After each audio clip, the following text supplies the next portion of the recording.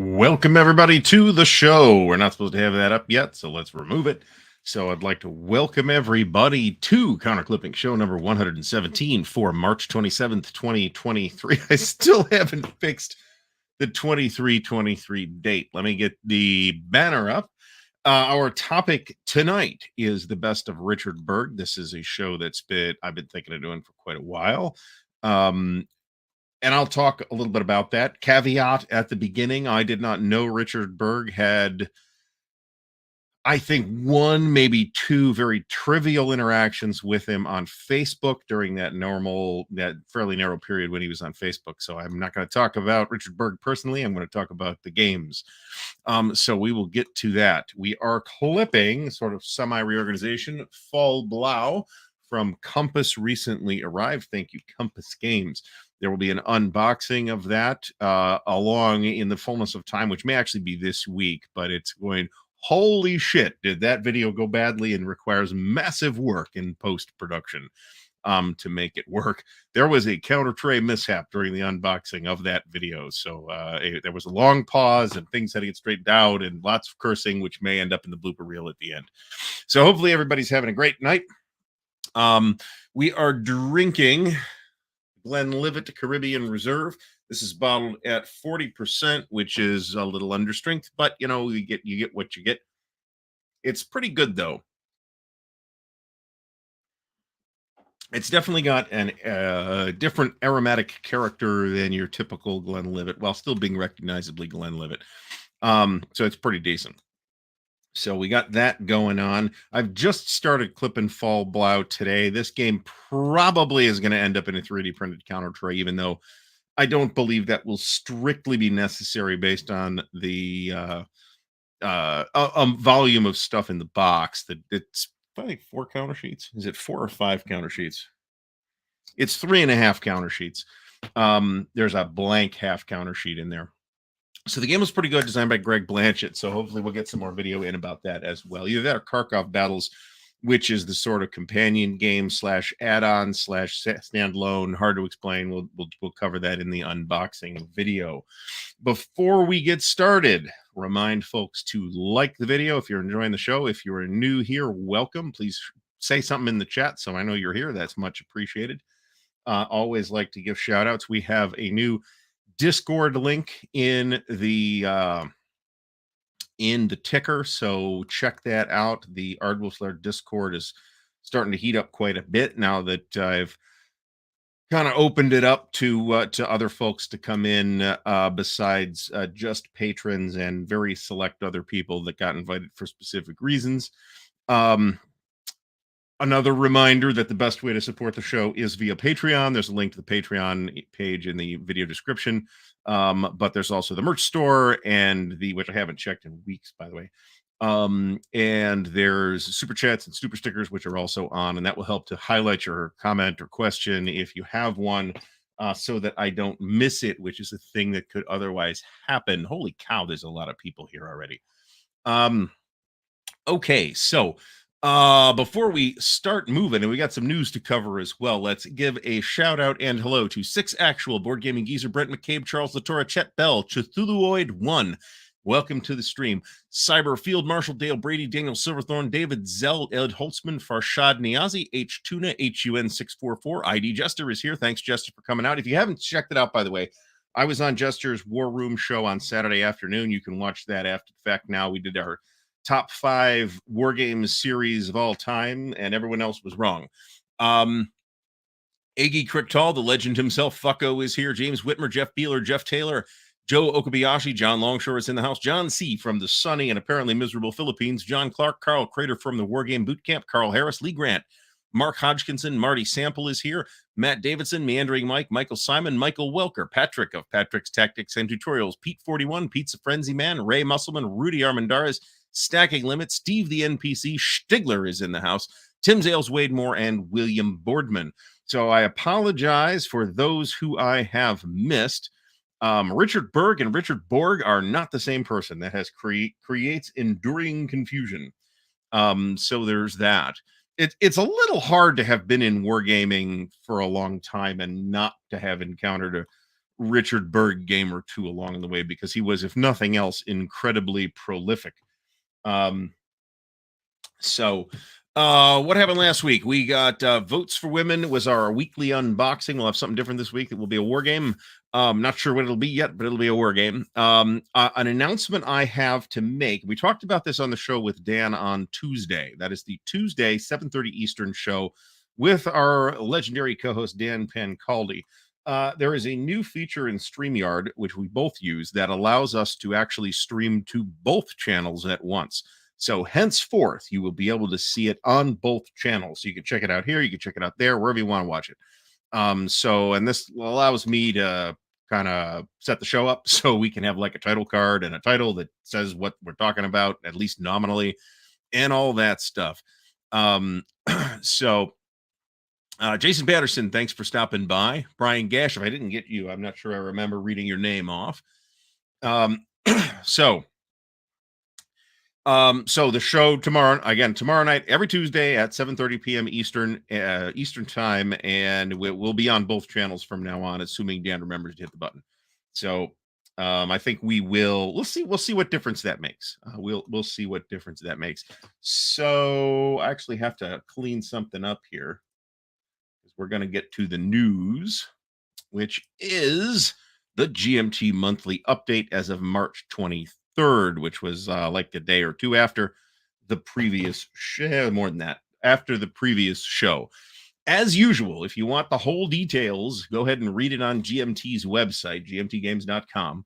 I am going to hit just the highlights here. News from Gene. Weekend at the GMT East is next weekend. That might actually be this weekend now. Weekend at the Warehouse is in a month in Hanford, California, which is in the middle of absolutely nowhere. 2 new P500 games. So let's actually pull those up, because we're going to take a look at them. Final rules online for the British Way, which is the coin multi-pack. There will be a digital version of Twilight Struggle Red Sea. I personally have no intention of buying that. I am very happy with Twilight Struggle, and I'm very happy with the digital version of Twilight Struggle, which is very nice. The box back sneak peek is Under the Southern Cross, South American Naval Battles in the Age of Sail. This is actually a considerably more interesting topic than you might think, and I am actually quite excited about this. This is from a Mike Nagel system design. This volume is designed by Steve Paul. And now that we have a 3D printer, we might actually be able to store all this stuff in a sensible way. So we'll see. I actually was able to do that fairly satisfactorily in the last edition of Flying Colors, but then the new edition, the current edition, has like much thicker counters and has like 2 expansions, or an expansion and some C3I stuff in it. So it's pretty difficult to get in the all back in the box in its new edition, but we'll be able to fix that. And 3D printed counter tray news very briefly. I don't want to eat the show up with this every week. We will have new 3D models available for patrons at the Swordsman. That's $5 a month, and up levels for the 1st of April. Those will go up sometime later this week. There's a whole bunch of new 1/2-inch trays. We'll be debuting the 9/16-inch trays. I hope to have the text guide explaining how to use all this shit ready at that point.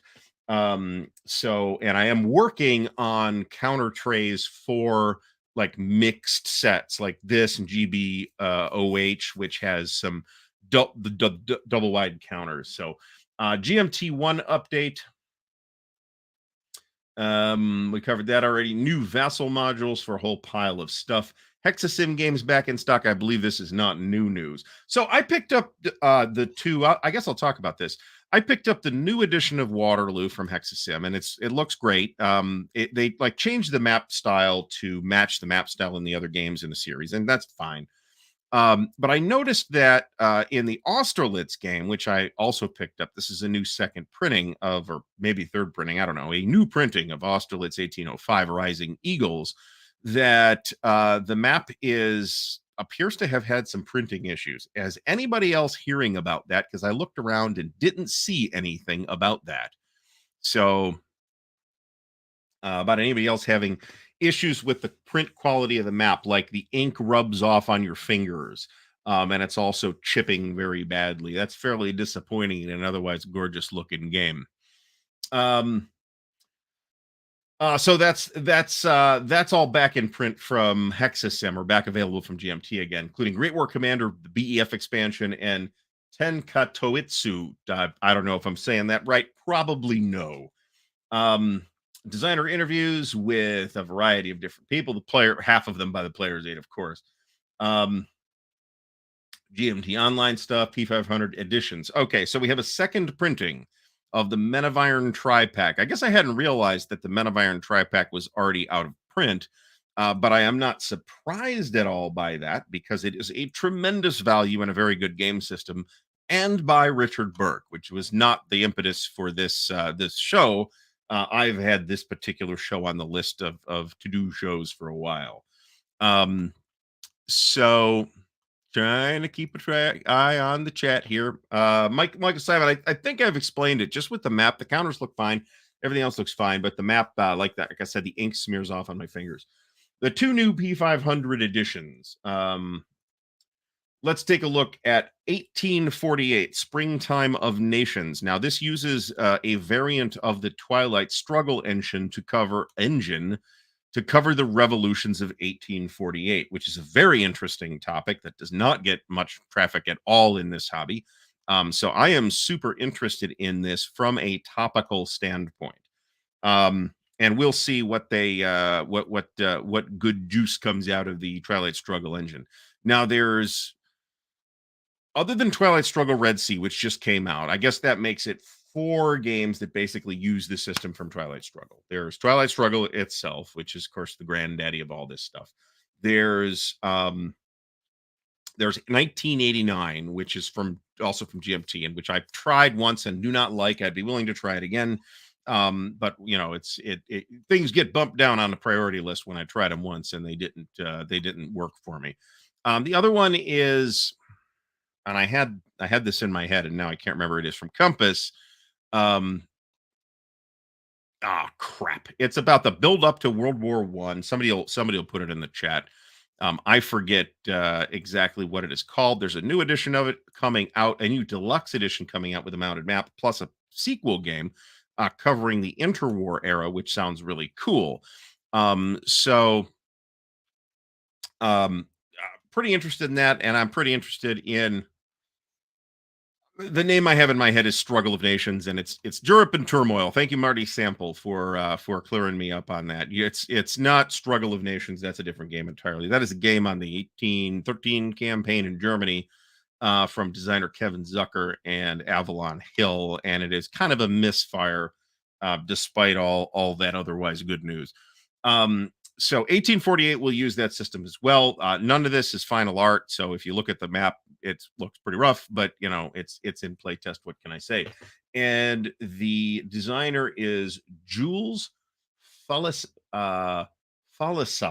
Probably mispronouncing that too. Super interesting topic. I am going to pre-order this, no problem. Now, this one I'm a little bit on the fence on. The Guerrilla Generation. This is another coin multi-pack on Cold War insurgencies in Latin America. And the 4 that they are covering are El Salvador, Nicaragua, Peru, and Uruguay. This is also an interesting topic. I'm unclear as to how much interest I have at this exact moment on buying more coin stuff. I like coin. I like select coin games. I own the ones I like and am interested in the subjects. That's what drives purchases for me. Maybe I need to. Thank you, Michael Simon. I maybe need to reach out to Hexasim on that, actually, and see if they can maybe fix the maps, because mine are not awesome. I'm not sure what's up with that. So anyway, 2 new P500s. I'll point out that this one has 397 pre-orders already. 1848 Springtime of Nations had 288, so they're both doing okay. If these are interesting, check them out. All right, recent P500 editions we do not need to cover since we have already done so. We've covered this, and they talk about a little development inspiration for 1848 here as well, and the Guerrilla Generation. So if you're super into coin and or want a coin game that's like a small footprint, quick playing, then the British Way and the Guerrilla Generation actually both look fairly interesting. David Thompson, thanks for stopping by, much appreciated. Um, Jeff Beeler mentions the War of the Triple Alliance, War of the Pacific. These are highlights of various South American conflicts that occurred in that period. So I've been listening to still the Revolutions podcast. And I'm actually in the 1848 season right now, but I got through the entire South America one, a lot of Simon Bolivar in there, obviously. And there's some interesting things going on in that general period before and after. Yearly bestsellers, I'll notice that Pacific War is on here, not a shock. GMT East, we said that it's coming.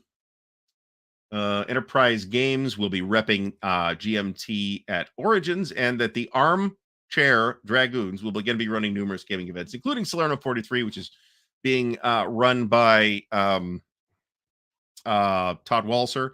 I'm not sure he's here tonight, but he is running that. Liberty or Death, Space Empire 4X. I'm not sure I knew that. Shit, I'd wanted to play that if I wasn't committed to other stuff. Planes Indian Wars Combat Commander and a Distant Planes team game, which is actually a pretty cool team format that really shakes a distant plane up in a pretty cool way. SD HistCon East is sold out. So for those who were thinking, I'd really love to go to that thing at the Naval War College, well, too late. It's sold out. So there could be a waiting list. I don't have any information on that. Check out the rap video that we did for San Diego HistCon Online a couple of weeks ago. That went really well. We had Mark Miklos on. This sounds like an amazing event. And I have no doubt that the people who did get to go, and they capped it at like 40 or 60 or something like that, are going to have had an extremely memorable time. Here's Candace Harris with an interview with Jason Matthews. News you can use. Let's see here. Various variants for different things. Nevsky is available on Rally the Troops. I have not checked out Rally the Troops. Have not had the time to do that. Whole bunch of stuff here, which we're trying to get to the bottom where we get the production updates. Here's Riccardo Massini's review of Inferno. That looks pretty cool, I gotta say.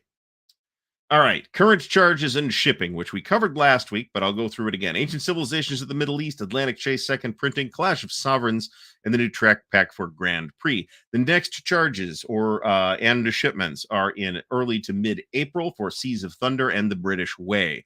Seas of Thunder is Jeff Horger's World War II naval game. Looks fairly interesting. Although I've seen the map, like a playtest map, so don't take my word for what the map looked like 3 years ago when I saw it.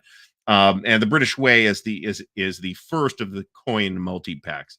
Again, if you're super into coin or you want a coin experience that's kind of short and digestible, it may be worth a look. Either this or the Guerrilla Generation or both. This is coming though, like next month. So if you don't want to wait 2 years for it, perhaps the British Way is the better choice. All right. Didn't we already cover this? All right, at the printer, we're only covering new stuff here. You can see all this on the webpage if you want. Moved up into the print queue to being at the printer, North Africa 41 and its accompanying mounted map. This is the Mark Simonich revision of his earlier game, The Legend Begins. I think it's called The Legend Begins on North Africa. And it does not use Zoc bonds. It predates the whole Zoc bond idea. But Meandering Mike, maybe we can talk about that extra copy of Clash of Sovereigns, actually, if you are inclined to get rid of it. I kind of want it and didn't order it. But then again, money is like incredibly tight right now. Also moving up in the queue is Plantagenet. That is going to be the latest in the Levian campaign series, and I assume that unless it has jumped something in the queue, that it is going to be volume 4 in the Levian campaign series. That's about exactly what you think it is. Going to the printer late this month are the 5 reprints for Commands and Colors Napoleonics, about which I will have more to say in just a moment. Plus Pursuit of Glory 2nd edition, which I do need and should really order at this point before it passes me by. But like I said, money's real tight right now. Going to the printer in April are the other 2 Commands and Colors expansions. Now, remember that they're going to consolidate all of the Commands and Colors stuff. I think they said they're going to consolidate the first 5 products in 2 boxes. Now, the way I'm interpreting that is that that's going to be the base game, the Austrian, Russian, Spanish, and Prussian expansions. And then you'll need a second new combined volume for the generals, marshals, and tacticians. Haha. And the epic ancients. And then Le Grand Battles is coming out too. Even though you do get some Le Grand Battles in uh, in um in epic Napoleonics as well. I'm gonna get the minimize the screen here in a minute.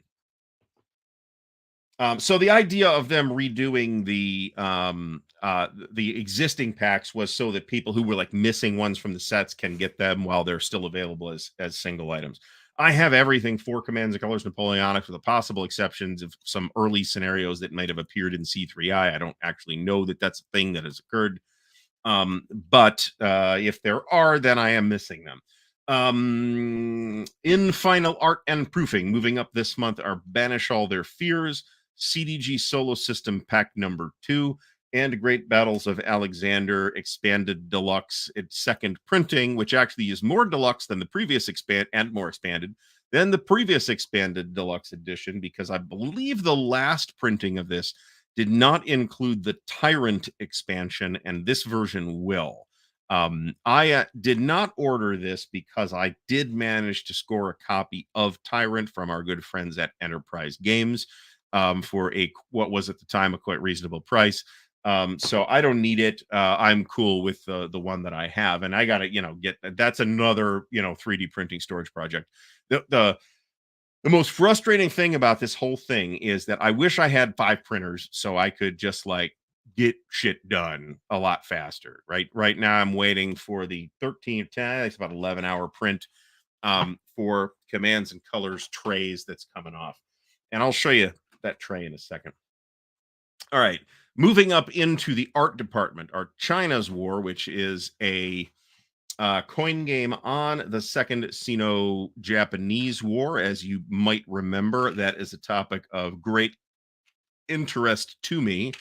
I had this on order and I backed off on it out of I want to say concerns about how well I think the coin model is going to cover that. But that does not mean I will not end up with it at some point. It is kind of likely that I will. After all, there are not a ton of games on this subject. Also moving up are Cuius Regio. That is a game of 30 Years War that looks extremely promising from Francisco Gradial. Downfall, which is Chad Jensen's game that's being finished by John Butterfield. Fields of Fire Deluxe Edition, which will be thoroughly revised. Clark Commando 1983, welcome back to the stream, Mark. Good to see you. Steve O mentions that Enterprise games are terrific, and Don is, in fact, a great guy. McFud Pucker, welcome back to the stream. Wants a 3D printer, but can't think of a reason to buy one. Honestly, this was my reason, because I am absolutely, god damn it. We got to fix. Now, this is why I put Twitch on, and next thing you know, here we are dealing with some shithead.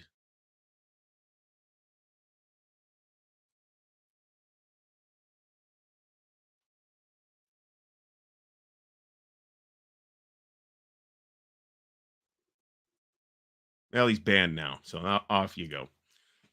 At least I could ban him this time, even if I had to fix that. So anyway, Hubris, that's Morgan's new game that is on the Successor period, I believe. That sounds really interesting. Space Empire is All Good Things, which I'm super excited about. That is on order. Hubris is on order as well.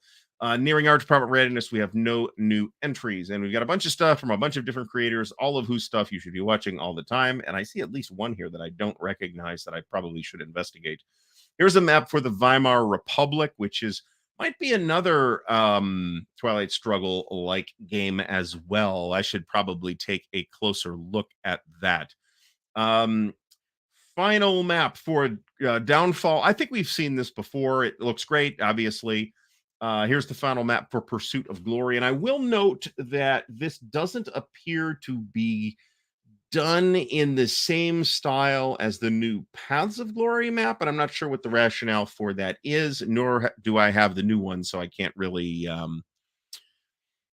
I can't really compare them either. So Jeff Anderson, I assume we're talking about China's war here. That's true, but I mean, how we're going to wait 10 years for an expansion.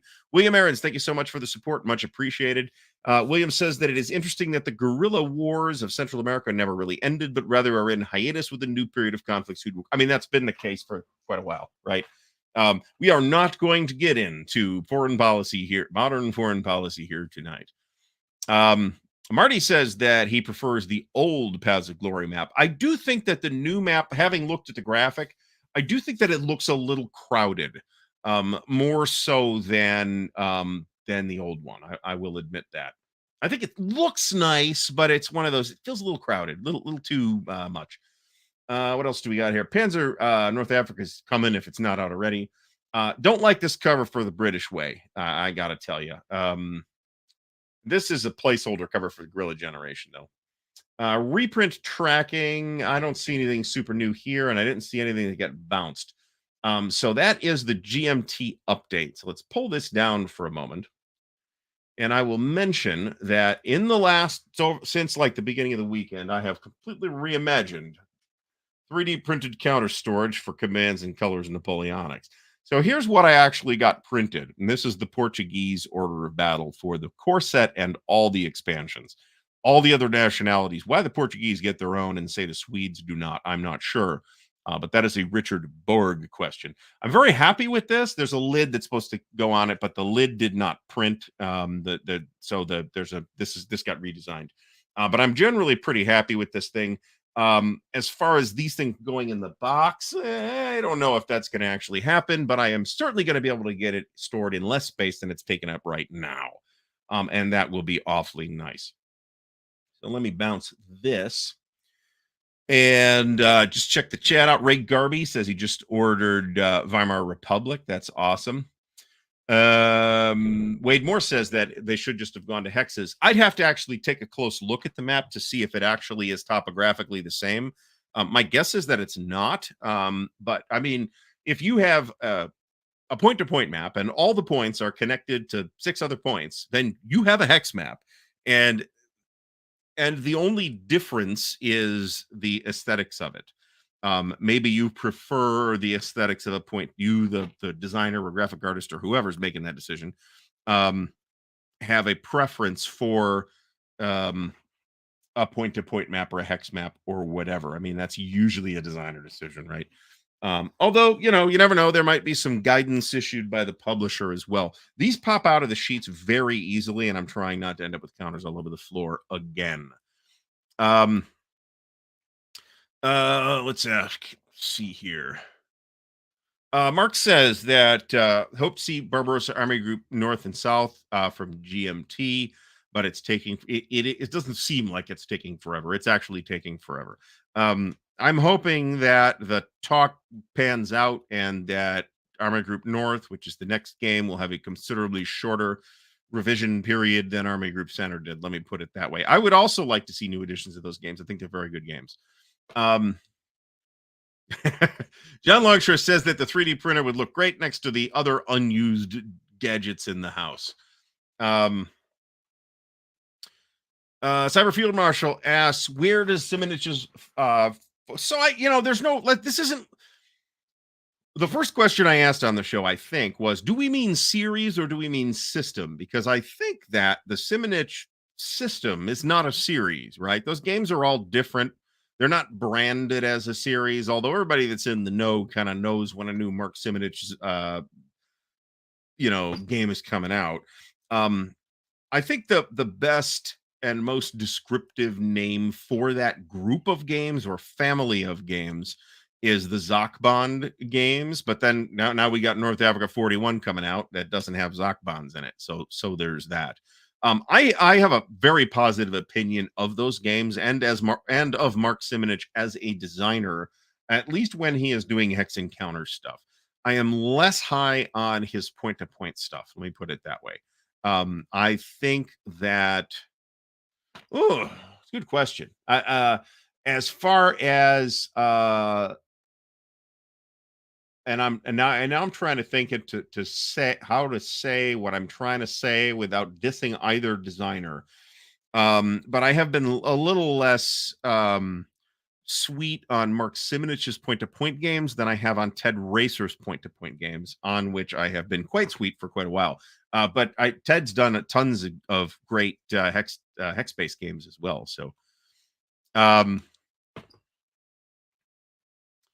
McFudpucker lives in Grand Rapids. Is the Warzone Matrix worth a day trip? If you want to bring tons of money, maybe. I guess it would be. I'm not sure where Grand Rapids is in Michigan. If it's near Detroit, then you're probably looking at a 3 or 4 hour drive, I think. And that's not bad.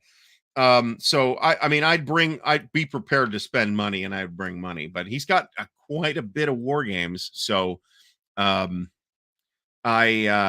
can definitely find interesting things there. Then again, I don't think you can reliably call. I'd be happy to be corrected on this if somebody's had a different experience. But I'd be surprised if you got good results by calling the store and asking them what they have. Because at this point, there was a time years ago at which you could walk in, and if he had something, he would know it and he would know where it is. That era is long past. That place is, I can only assume that bribes to the fire marshal are keeping the place open. It is an amazing hole in the wall game store that has tons and tons and tons of stuff. I only wish they had more Traveler stuff, but they do have some Traveler stuff. So Michael Simon says that the development team for the East Front series, it is a whole team, it's not just Vance von Voorhees, said they're expecting Armor Group North to be submitted to GMT by the end of 23 and come out in 2024. I'll be happy if that turns out to be a timetable that makes sense. Frank Davis has ordered Seas of Thunder and already regrets it. Well, we'll see. We'll see. I mean, I guess we'll see how it is. It is a game that is a closer analog to, say, Axis and Allies than normally interests me. Let me put it that way. So Marty Sample says that the Simonich games are not a series. They just share similar mechanics. There's a wide range of ground time unit scales. Somebody just subscribed. Jeff Beeler, thank you very much. Why did I not see that yet? Give me just a second on that. Yeah, so they're not at a uniform scale. The mechanics aren't, there's no series rulebook or anything like that. That's why I always balk at calling them a series. It's a great game family, though. I mean, that's the best way I can put that. Michael Simon says they're all excellent. Absolutely agreed. Trying to think of any great games with Thunder in the title. I think there's a game called Thunder Road. There's Thunder in the East, as I like to call it, which we tried and which I think wasn't really working for us, but we also found after the fact that we were messing up kind of a lot. So that's something that we will probably give another shot to again at some point. There's Winter Thunder, which reminds me, I've got a ongoing project on that. That's a Battle of the Bulge game from either Lock and Load or Tiny Battles or another Mark Walker affiliate. Findle 70 says it's as bad as he's ever seen it. I was last in there a year and a half ago or something like that. Thunder in the Ozarks, I have half played that, and that's quite good. That's a good call. Jeff Mueller asks, Berg's lowest rated war game. I think he just looked it up. Zulu in 2003. I haven't looked at that at all. William Aaron says, most hex maps 22 by 34 have approximately 2,000 hexes on which to maneuver, while a point-to-point map of similar size that have about 200 movement locations. Well, that's true. And maybe that's a consideration in the design process, right, is the relative density of the thing. A hex map, if you want a much smaller number of locations, is going to look goofy. That said, so most I want to say, I'm not going to do the math as to whether that's the correct number for 2,000 hexes. That sounds about right. And that could be a point that goes in the designer's decision-making process too, is do I want 2,000 locations or do I want 200 locations, right? Cyberfield Marshall asks, Sherry Bomb peated or oaky scotch? I am a peat guy, so I will go for the peaty normally as well, but I love a good sherried scotch as well. Oaky, if it's got nothing but oak going on, like it's just aged in American white oak and there's no peat to speak of, that by itself does not sell me on it, but that does not mean it's a bad scotch. That just means I'm judging it on its individual merits rather than as characteristic of a particular style. Thunder at the Crossroads, another good call. All right. Jeff Taylor says that if you're looking for non-MMP games, that Warzone Matrix is worth the trip. They do, yeah. They have some occasional stuff from MMP in the gamers, but don't count on it. They've got rather a lot from Avalon Hill, like actual old Avalon Hill, and they usually have a decent chunk of SPI stuff as well. Some of which looks to have been submerged in a tank of water at some point in the past. So bear that in mind. And those are third-hand reports, but hearing bad things about a couple of their specific games they might have on the shelf. Peat is supposed to taste like that. So but there's different degrees and different characters of peat as well. So I meant to pound that down before the show, and that did not happen. Thunder at Leutzen, opening battles for Germany 1985. That's not one that I have seen. All right, so let's pull up Richard Berg's highest ranked game on Board Game Geek. We are going to do it in descending ranked order, but I have also eliminated a series duplicates. So, for example, this game, this is the latest edition of Successors, is not actually the highest rated game. The highest rated game is the previous edition of Successors. This is a co-design with Mark Simonich, and there's a couple of those between Berg and Simonich, and I don't remember if it's this one or a different one.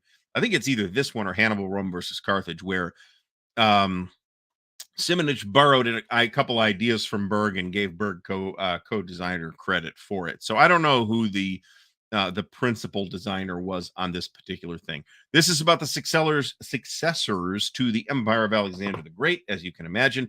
Very interesting topic. And it is a very well-regarded game. It is a point-to-point card-driven game. So if you're into point-to-point card-driven games, this may be interesting. Now, this is the new edition from Phalanx. This was kickstarted, and I believe it is available as of relatively recently. So I'd like to try Successors, but I was certainly not willing to pay $150 or whatever this cost to do so. Same deal with Hannibal Rome versus Carthage. In both cases, I'd be like pretty happy if I ran across a cheap Avalon Hill copy, to be honest. Interesting. There are separate Stalingrad fortified zones in this, and I wish that said that on the front of the counter as well. If I have a complaint about the counters in Fall Blau, it is that they have mismatched, the markers have mismatched back. So you'll see like prepared assault on one side and then out of supply on the other side, and then on the other prepared assault markers you'll see like some kind of combat penalty. So that's a little annoying. Not exactly writing a letter to Congress about it. Brant from the Armchair Dragoons is here. Brant, thanks for stopping by. I see you got a shout out in the GMT update, so congratulations on that. So yeah, new Successors. It's certainly fancy and deluxe. I am happy to have less fancy and less deluxe and have the Avalon Hill version personally. Speaking of which, if you recall the list of unplayed classics, I did have on that list a Area Impulse game, and I thought that was going to end up being Breakout Normandy, so that's the one I was specifically keeping an eye on, but I found a copy of Storm Over Arnhem instead for a price that I thought was extremely reasonable, so that should be here maybe by the next show.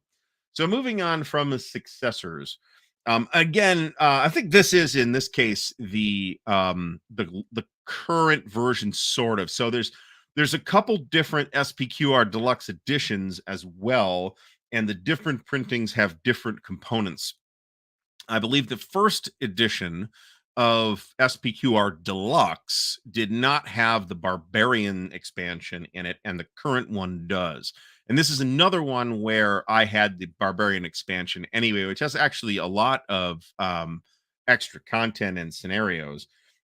So this is part of the Great Battles of History series. I want to talk a little bit more about this when the shit. I'm not sure I got the next one on here since I eliminated all the series duplicates. So I guess I'll do it now and blow it off if we hit Great Battles of Alexander. So the original series, if we look at the Great Battles of History, the original game in the series is Great Battles of Alexander. And it's got, I think, 4 battles in it. There's a wiki page on here. Right. I don't know if there's a picture. I could have pulled this off the shelf because I actually have it. That's this thing. Now, the current rule book they use this cover for. This is just a Mark Herman credited design. And if you look at this, I got this in that bequeathal deal a couple years ago. If you look at this, you'll notice that it is significantly different than the current version or even the later versions of Great Battles of Alexander. And I found that to be quite interesting. So Richard Berg, when he came into Great Battles of History, did make an impact in the series. I think you can see that when you look at a lot of those games, is you can definitely see Berg's fingerprints on them, right? But the original series came out of Mark Herman. And I think it's a co-design credit as early as whatever the second volume of the series was. I'm not sure whether SPQR came out before the next printing of Alexander or not. I think it did. But if you look at that, then Berg is listed as a co-designer on it. So I would I think this is completely impractical, and I'm not actually seriously suggesting that GMT should do this, but I think it would be kind of interesting to put out some kind of, GBOH 25th anniversary set or whatever that has a copy of the original rules in it, that I think people could see how different it was from the game that it evolved into. Even just in the context of Alexander. And in a very real sense, this is an interesting juxtaposition to the Simonich Zakban series, in that really a lot of these GBOH games vary from game to game just as much as those Simonich games do. Yet these are presented and marketed and sold as a series. Where the Simonich games are not. And I don't know if that was a thing that was considered at one point, or I think just as likely it's just that happens to be how they came out. So, um, this is basically the case. Yes.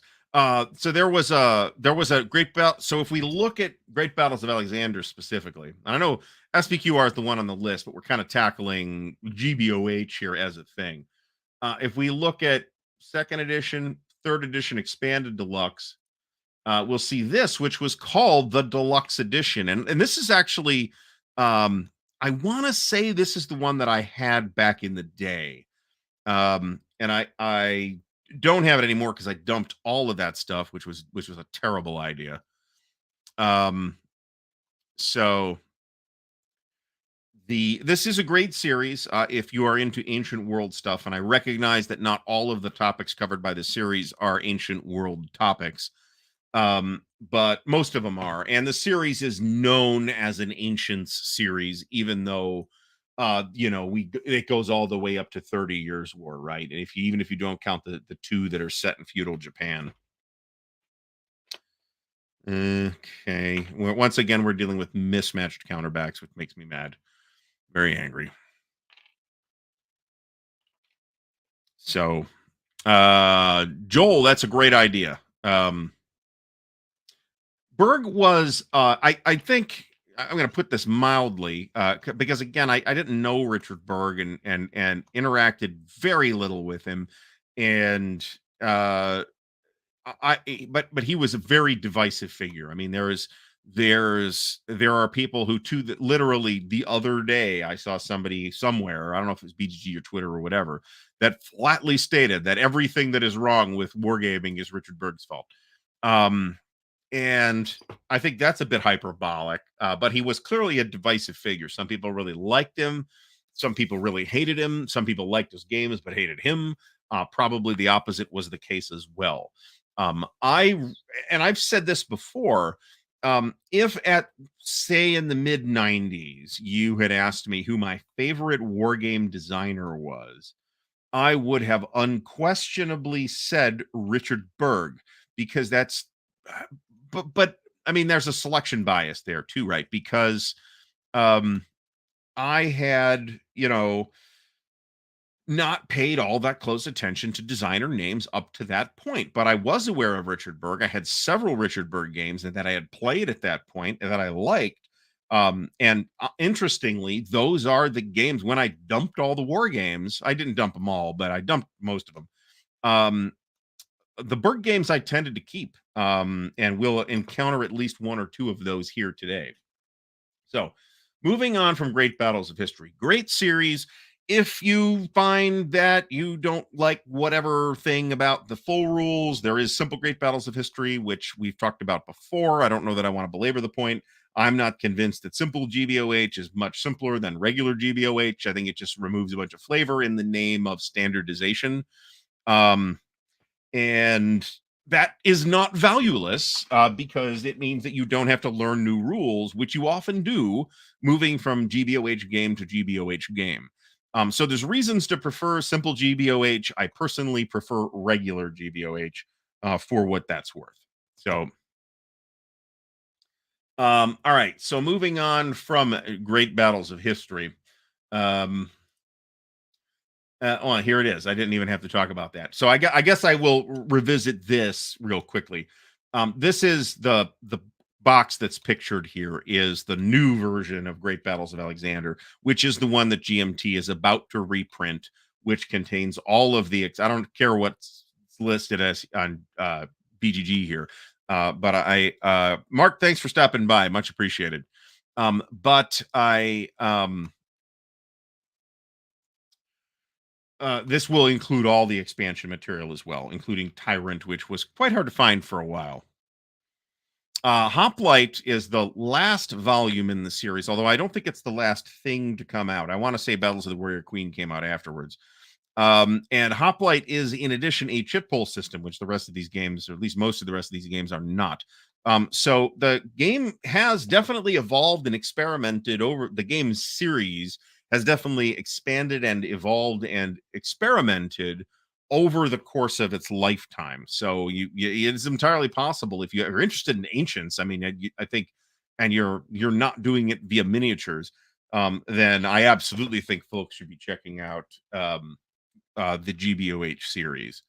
It is a great series. It is one of my it's another one of those that maybe didn't make the top 5 at the moment, but at other times it would have made the top 5 that we talked about on Jester's show.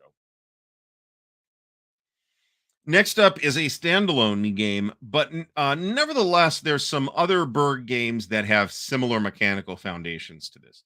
This is Pax Romana, and this is a point-to-point. I'll pull up a picture here.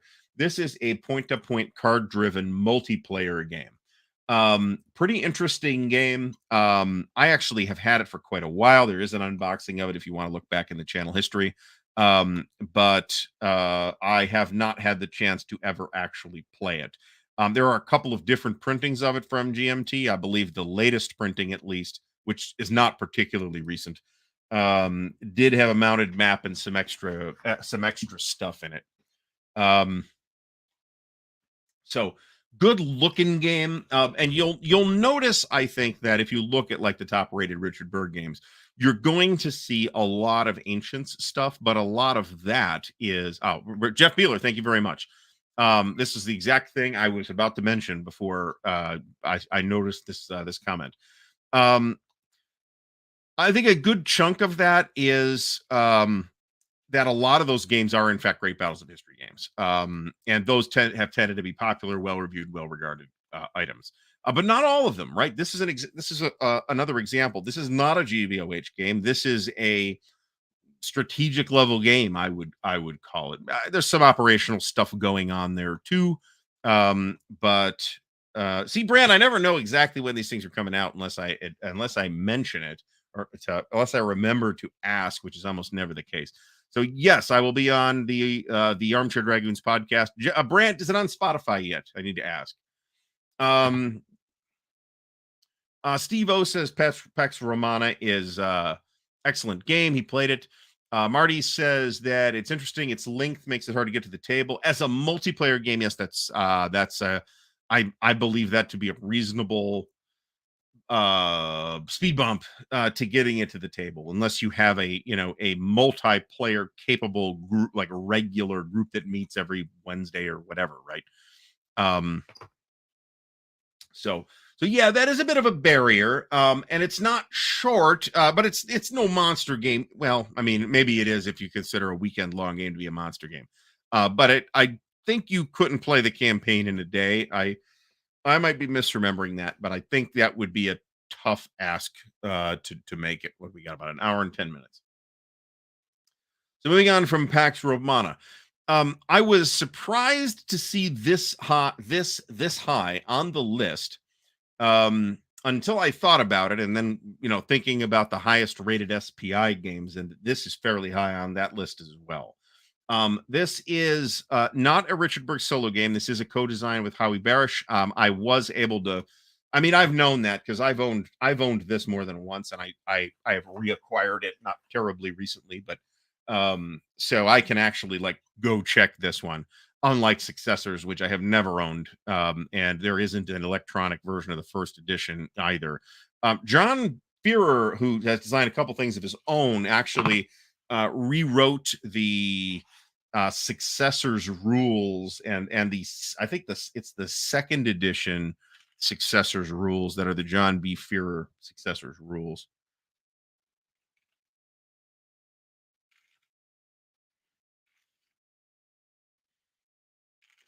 There are rubble counters, which seems to be beneath the scale of this game, to be honest, but I don't know what they do yet, so I guess we won't whine about it just yet. I want to say you could get this whole thing in 2 counter trays. I just think I can organize it better with 3D printed trays. I just don't want to I don't want to queue this up for 3D printed counter storage solution when there are so many other things still waiting to be done right now, and this won't be done until very late tonight. We're going to get a baggie for these for now. What we have queued up is the replacement Portuguese tray for Commands and Colors Napoleonics. Now we are putting the random strength chits just in a baggie for now. I'll eventually come up with something different for that. But I'm also using a regular GMT counter tray here for this. So War of the Ring. This is based on what you think it is. It's based on the Lord of the Rings, and it depicts the War of the Ring. And we talked about this last week a little bit, in that there is a new, very fancy and really good game about the War of the Ring with miniatures and fancy pants stuff. And it really is a very strong game. And it's probably a better game than this in an objective or let's call it pseudo objective way, because we can never be completely 100% objective with stuff like this, right? Robert Martin says Berg was the lead singer in a rock band in the early 60s. I'd love to know who that was. If anybody's got any more information about that. I may have heard that he was a lead singer in a band. I'm not sure I heard that they had a hit. Because I know he used to do musicals as well, and he loved musicals. So Manders, welcome back to the stream. Thanks for stopping by. So this is a really interesting game. It's pretty good looking. I have the whatever the designer's edition, I think is what it's called, with the one with the mounted map. It's pretty good looking. It's a pretty good rendition of Middle Earth. It I think borrows. Ooh, good question. What came first, this or Freedom in the Galaxy? Because you can definitely sense a kinship mechanically, not just in terms of presentation, between this game and Freedom in the Galaxy. And I want to say that that this was earlier, I think, but not by a ton. So, Marty Sample mentions the variant box cover. That is this box cover, and I actually really, even though I'm not the greatest fan of the Ralph Bakshi Lord of the Rings movie, um, which was cool in places and really cool in places, and then in other places, it's like, oh my god, they clearly ran out of money and time. But this cover I do like. It's a pretty good cover. I think Boromir looks dumb. Is the worst thing I can say about this particular cover. Meandering Mike says Freedom of the Galaxy was 1979, which would put this earlier. Now, there were 2 companion games for War of the Ring as well. And do we have yes.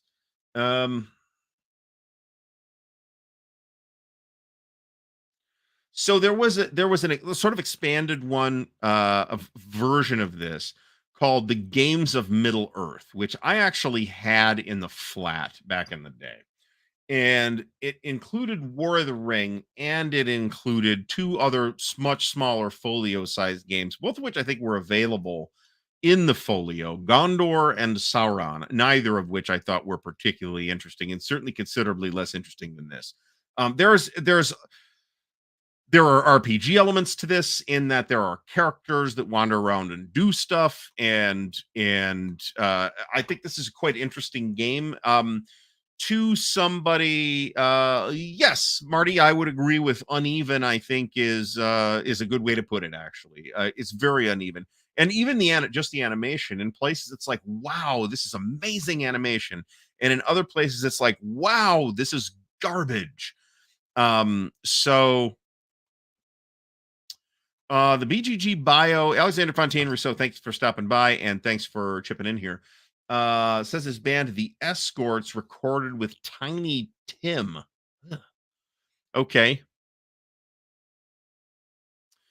This is true. This is totally true. Oh, the plastic would bulge, which of course makes the plastic wear as well. So Richard Berg was on the Guns, Ice, and Butter podcast a number of times, at least a couple of times, I believe. Which I need to listen to those again. Actually, there's like a gold mine of information in those, but they're like 2 hours long or 3 hours long as well. So it's kind of a project to listen to them. In any event, this is kind of an artifact of its time. It's not something that I would truthfully, quote unquote, recommend that somebody go grab now. Although if they have if they really like wargaming and they really like hex and counter stuff and they really like Tolkien, then this might be where I would point them, as opposed to the much more polished and modern War of the Ring from whoever it is, Ares, whoever it is that's doing that now. Chuck Turner, thanks for stopping by. Hopefully we'll see you at BGF and Origins. Okay, Men of Iron, already mentioned, actually. Great value. So this is a series. There's 4 volumes in the series out. Men of Iron, which is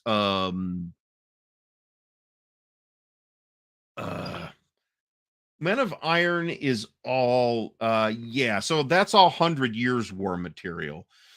Infidel, the second volume, is Crusades, and then Blood and Roses is the English Civil Wars of the Roses, I should say. And then there's a 4th volume called Arquebus, which is set in the Italian Wars, which is the latest chronological game in the series. And there's a 5th volume from another designer, post Richard Berg, called Norman Conquests, that is on P500, and I'm very much looking forward to that as well. This is a great system, and you can see, I think, having played it, that it bears a strong family resemblance to Great Battles of History, but it is considerably cleaner to play than Great Battles of History is. Now, I don't think that Great Battles of History is a particularly good exemplar of what we will call Bergian excess, which is certainly a thing that occurred from time to time with Berg as a designer. Okay. And there are many examples of what we will call Bergian excess, and I think they culminate most obviously with Campaign for North Africa. But there are also quite a few Berg games that got significant streamlining, and Men of Iron is one of those. This is not hard to play. It's not convoluted. It's not excessively chromy, particularly. It's clean. It plays easily. This is a terrific game series, and I am very happy. And I've said this numerous times at this point, that GMT is continuing this series, post Berg, um, because it's a great series, and I think it deserves continuance. Same deal, by the way, which we'll no spoilers here, but we're gonna get to a great Battles of the American Civil War game here shortly. The same deal with that, except that I think an actual formal arrangement was made in that particular case, and Stigler will have more contextual information on that than I do. So the first three games in the series, but not Arquebus, which was at the time still available. I think it might not be now. Were bundled in this Men of Iron tri-pack, which is one of the first, at least, of these GMT multi-packs that they seem extremely fond of doing right now. And I said just the other day, is like, look, if it's a Hex Encounter war game from GMT and they want to do like a big value multi-pack to bring it back into print, shut up and take my money. Perfectly happy with GMT's performance in this department. With this game, with the more recent GBOH games like the big double expanded Great Battles of Alexander, Super Deluxe, SPQR, the new Great Battles of Julius Caesar, which has everything in it. Not everything. Battles of the Warrior Queen's not in it, but other than that, all the previous expansion material was in it. Perfidious Albion points out that this is a medieval series rather than an ancient series. I would make the statement that there are some GBOH games that cover the medieval period as well, but like pretty early medieval period, and sometimes fairly late medieval period, depending on exactly what you're calling medieval. So Thomas Bandy from Northeast Ohio. Obviously, we're going to have a conversation at some point, huh? So it was a bit chilly today, not excessively so, but it was pretty miserable yesterday. Another tree came down, by the way. Landed on the fence, but it was a small tree. Miraculously, the fence was not destroyed, and I managed to get the tree down fairly shortly. So Thomas Bandy's enjoying Banish the Snakes, which does look fun. I gotta say, that's getting warm. All right, moving on from Men of Iron. And as we covered in the news, and this was not planned, as we covered in the news, a reprint of the Men of Iron tri-pack has been added to P500. So if you're interested in those three topics, and that game also includes I think it's Agincourt's Agincourt, which is a separate game with larger counters and a different size hexes that was included in C3I, and that's included in the tri-pack as well. So, John Stanley, I guess there was actually talk of this, and then cooler heads may have prevailed and decided that was going to be a little too big. But if you think about it, there'd be a lot of maps to this, but they could be double-sided maps. And there's also a lot of markers in GBACW that you wouldn't have to print multiples of if you were selling it all in one big multi-pack. So it might not be as ludicrously large as you think. But from what I am hearing, the current talk is redoing those three games individually and not as one huge pack. Now, that said, if they redid it as one huge pack, yeah, no problem. Give it to me. Shut up. Take my money. All good. Oh, wow. So Alexander Fontaine Rousseau has unearthed that the escorts did exist and recorded a doo-wop song in Latin. Boy, you got to wonder if that's on YouTube or Spotify or something like this. I mean, the dividing line here is as it always is with this kind of stuff, is whatever the designers were thinking the dividing line was going to be. But the mechanically, Men of Iron is considerably more streamlined than even simple GBOH is, in my opinion. Chuck, this sounds awesome. Chuck has some of Richard's personal games SPQR has handwritten notes in the margin. That's pretty sweet. Vicky, thanks for stopping by. Thanks. Welcome back to the stream. So the Raphidious Albion says that both Three Dog and River of Death are monstrous packages. Excuse me. I had the most trouble running down River of Death personally. I did manage to get a copy, so I'm sure it will be reprinted now.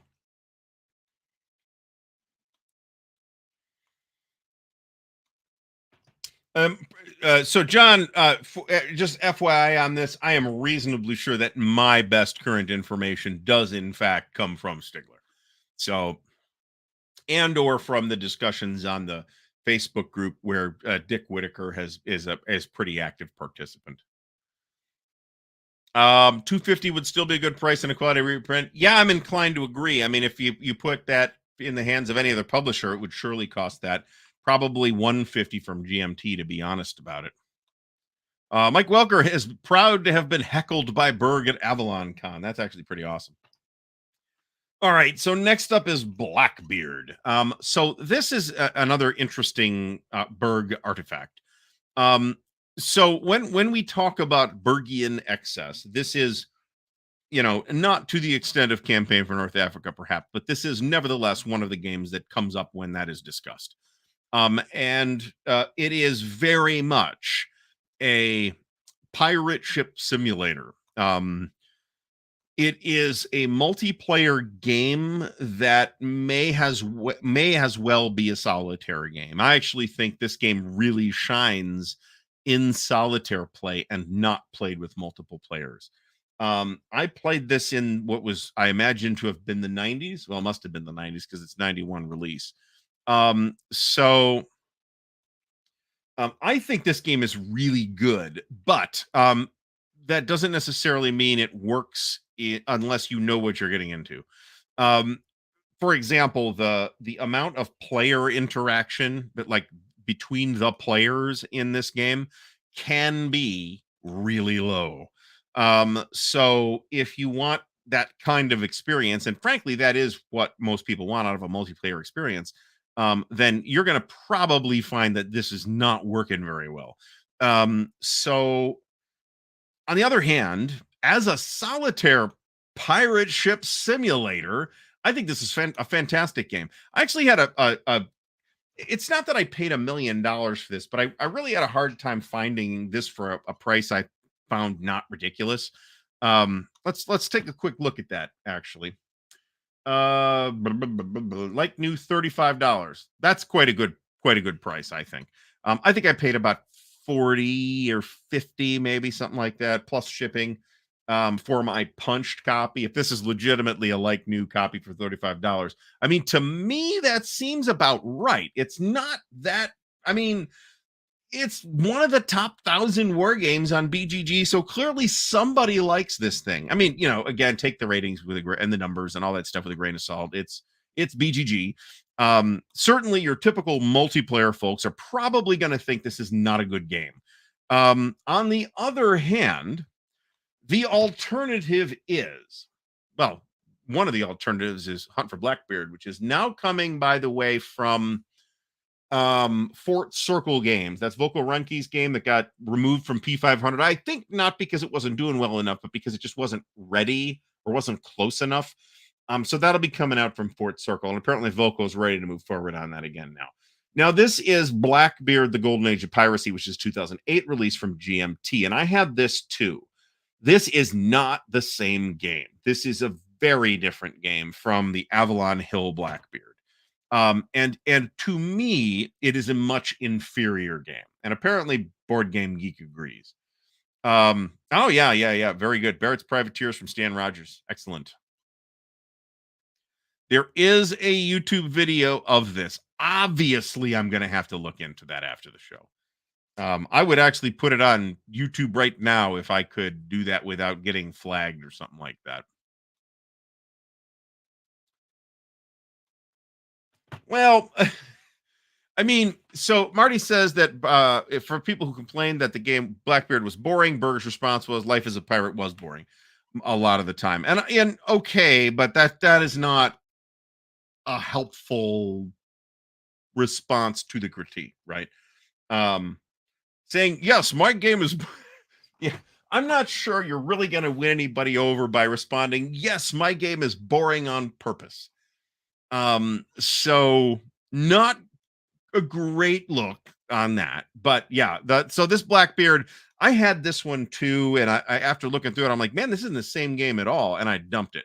And this is a game that GMT had a bit of a hard time getting rid of too. This thing sat around and was the subject of several sales before they finally managed to dump the excess inventory. So between the two games, I somebody else might have a different opinion. I greatly prefer the Avalon Hill version. And again, they are completely different games, despite the fact that they are both called Blackbeard. Now, it is a bit surprising that our first entry in the GBACW series has taken this long, but I wanted to start that discussion with Terrible Swift Sword. This is the TSR version, which I actually think the cover is quite good. Is that a Jeff Easley cover? It might be a Larry Elmore cover. Oh my God, Larry Elmore doing wargame covers. If you remember, Larry Elmore has not just strictly done D&D and fantasy stuff, by the way. He has actually done a lot of stuff other than that as well. There's an edition of Traveler that is filled with Larry Elmore sci-fi art, which is really nice.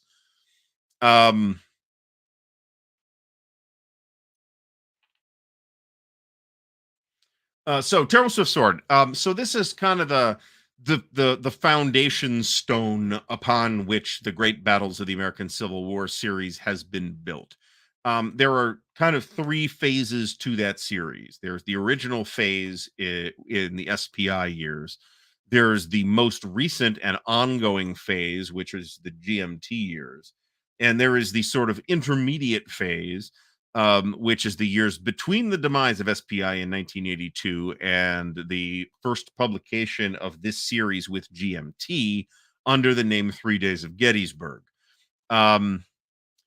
So as far as, and so there's, so that interim, that period between SPI and GMT, several games in the series came out in that period. Some from TSR. I think there may have been one from 3W and one from Simulations Design, which was one or I think two or three from Simulations Design actually.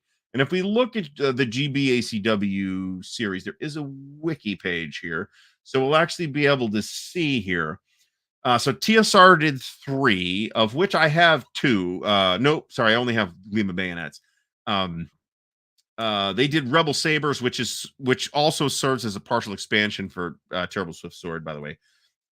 They did Pleasant Hill, which is a S&T magazine game. 3W apparently did 2, Horse Soldiers and Baton Rouge, neither of which come up all that often for sale, but they're not particularly hard to get either.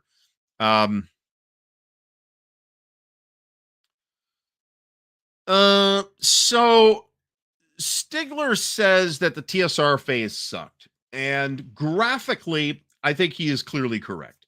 On the other hand, the games aren't different in the TSR period. So if you think that the rules to Terrible Swift Sword were awesome, well, they're the same rules in the TSR version.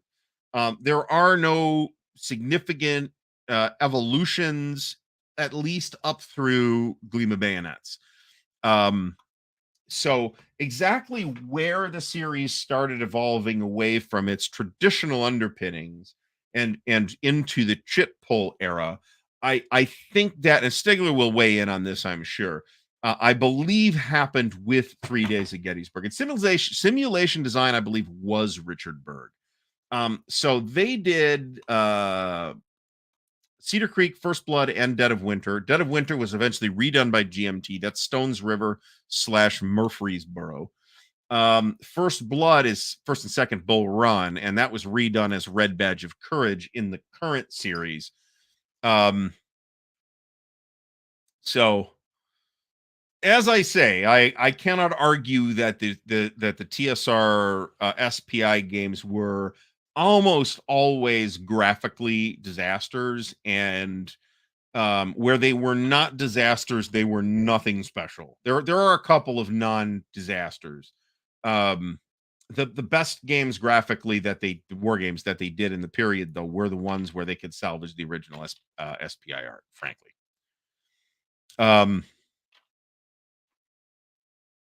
So this is the whole, the entire series all the way down to Into the Woods, which is the most recent volume in the series, but not the most recent thing in the series. That would be the Battles for the Shenandoah. So our very own Stigler has a by Sword and Bayonet up on P500 right now. So if you are interested in this at all, and bear in mind it is a heavy American Civil War tactical system, but that volume in the series will be all small and digestible battles. If you would like an entree into the series, that is going to be the ideal one. The others are fine too. Death Valley and Into the Woods are both still in print, as far as I know, and they're both big, excellent packages. But they're big packages, right? They're more expensive, and while both of them have small scenarios in them, and Death Valley has plenty of small battles. Into the Woods is Shiloh. It's pretty big. You would want to work up to playing the whole campaign, right? So the Stigler package is going to be a very attractive entry package into GBACW.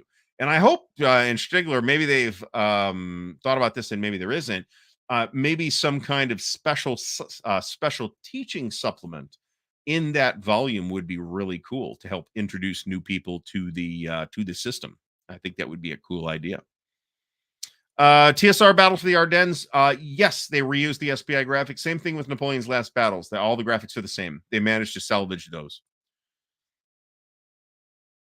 Gleam of Bayonets is ugly. I think it's not as ugly as Turbo Swift Sword, but it's ugly. Let's face it. Waiting for the new series to redo Antietam. That will be great. All right, so Terrible Swift Sword. It is an all-time classic. It is. When we did the show on the SPI soapboxes, what the fuck is going on? When we did the show on the SPI soapboxes, I ended up rating.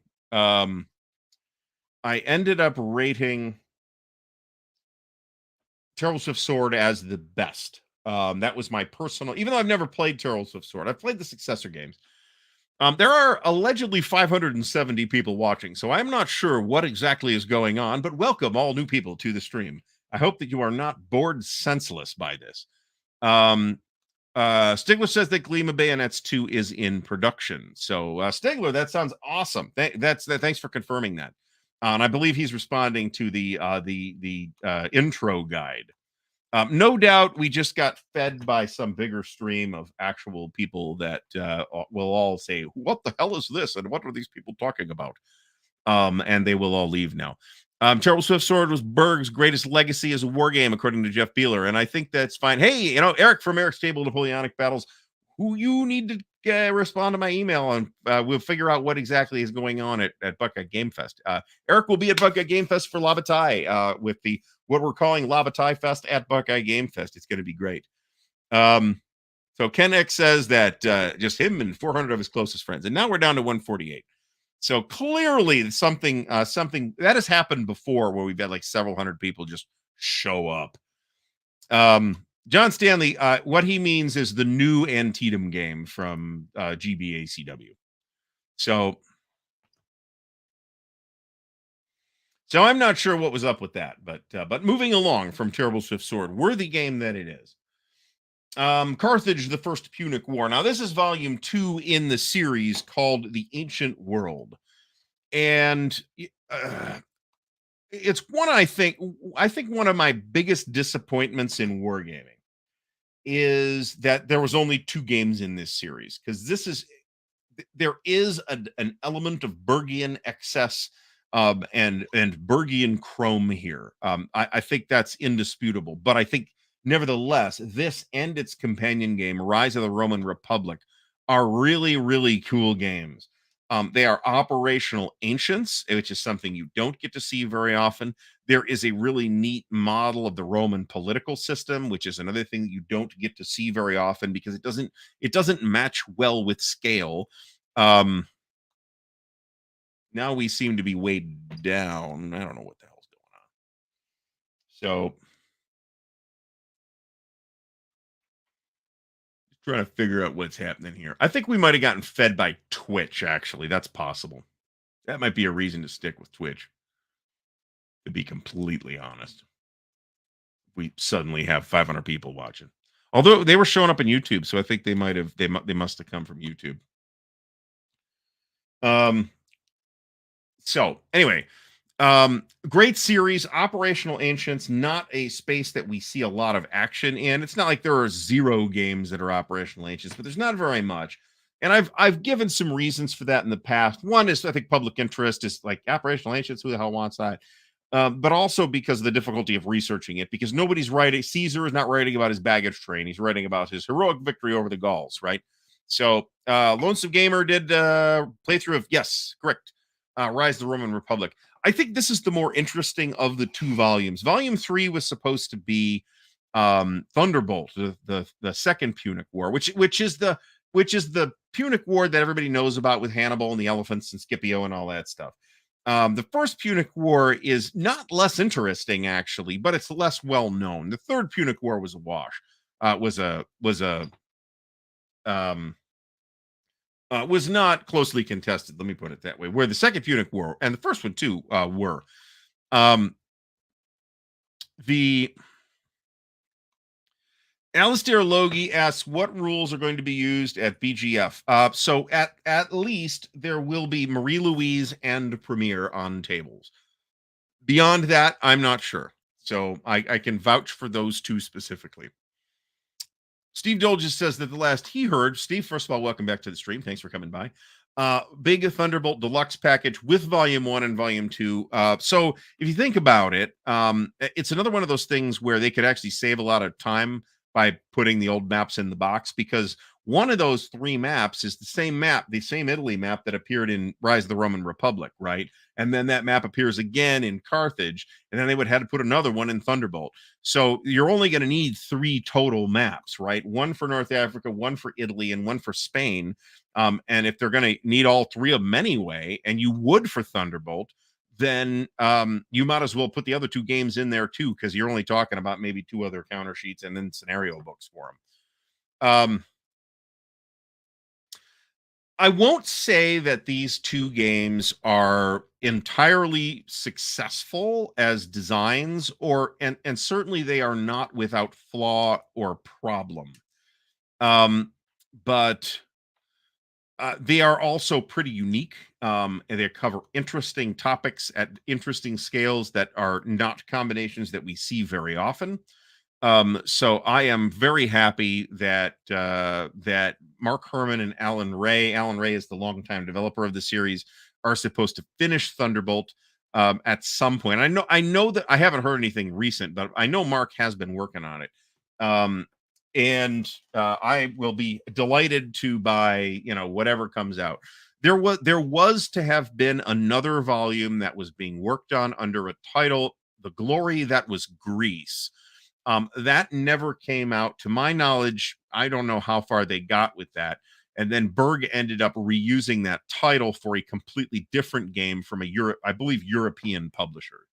That is another counterexample to Bergian excess. So really interesting series. And if assuming Thunderbolt does come out and it contains the 2 previous games as well, and why not? Then that's going to be another one of those really high value packs. Scenario selection in these 2 games is not actually that great. There are multiple scenarios in both games. The scenario selection is kind of limited. Rise of the Roman Republic is an interesting cat as well, because it actually has a second Punic War scenario in it, because they felt it wasn't going to sell if it didn't have second Punic Wars stuff in it. But basically it's about the Samnite Wars is like the campaign scenario, and it's actually a really interesting topic, and I'm really glad that I have it and I've played it. But not a popular Roman wargaming topic. Let me put it that way.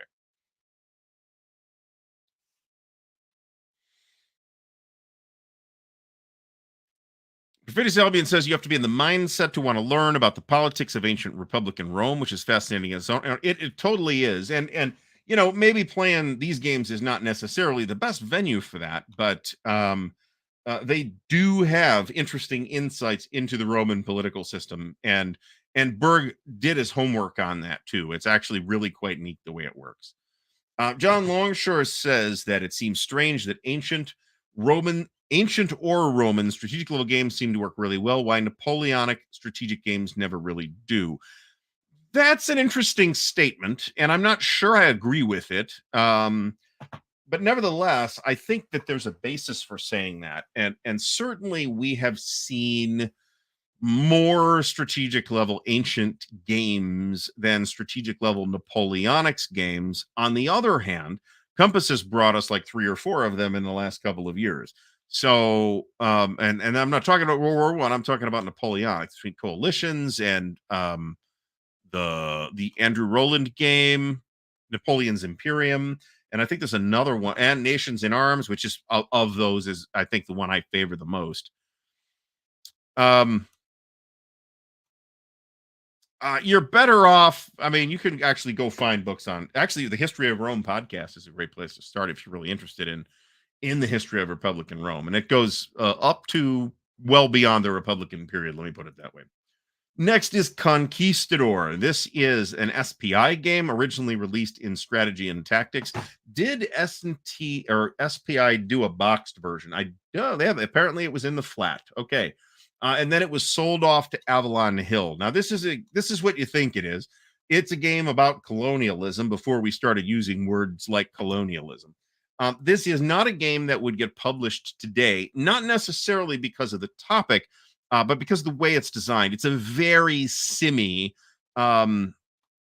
treatment of this topic with a hex map and the approach that implies. I do think it's a very good game. I think it does not display a nuanced understanding of the history. But I think that is not at all surprising given the period in which it was published. So I actually had this when I was younger. It was one that went away. I reacquired it relatively recently. Now, if you're going to run this down, let's see what the going rate is right now. It's pretty highly rated, but here's a like new copy for £45. There's a lot of copies for sale on Board Game Geek, and they're not hideously expensive. Now they might be the S&T version too, so you gotta look that up. There are some optional rules for I think German explorers and Dutch banks, and maybe a couple other things that require you to hand make counters. The Avalon Hill edition comes with the counters. So that is specifically why I wanted and I got the Avalon Hill version. This does also, to my recollection, I haven't opened the box in a while, and I've opened a lot of other boxes since then. So if I'm misremembering this, I'm happy to be corrected. But I believe it contains one of those super shitty one-piece Avalon Hill maps that did not lay flat properly, that did not do well in any regard. So mine isn't too bad. Also very susceptible to warping. Those aren't the worst maps I've ever seen, but the worst war game maps I've ever seen in terms of like material quality. Maybe second worst, because those maps from, is it Bounding Fire Productions? I don't think it is. It's one of the ASL third-party publishers. I mean, maps printed on what felt like actual newsprint. But the worst mounted maps I've ever seen in a war game were the maps from 3W in the games Army of the Potomac and Army of the Tennessee. Absolutely the worst mounted maps I have ever seen. That said, this particular style from Avalon Hill was not better. Daniel Berger asks, is there a connection between Conquistador and the Compass games, the Conquistadors? Not really, no. Other than the name and similarity of topic, they do not appear to be. They are certainly not I would be a little surprised if there wasn't some inspiration for the Compass game from this game, but they're not really similar at all, other than covering the same basic topic. I have not seen those Duel in the Dark maps, so I cannot comment on that.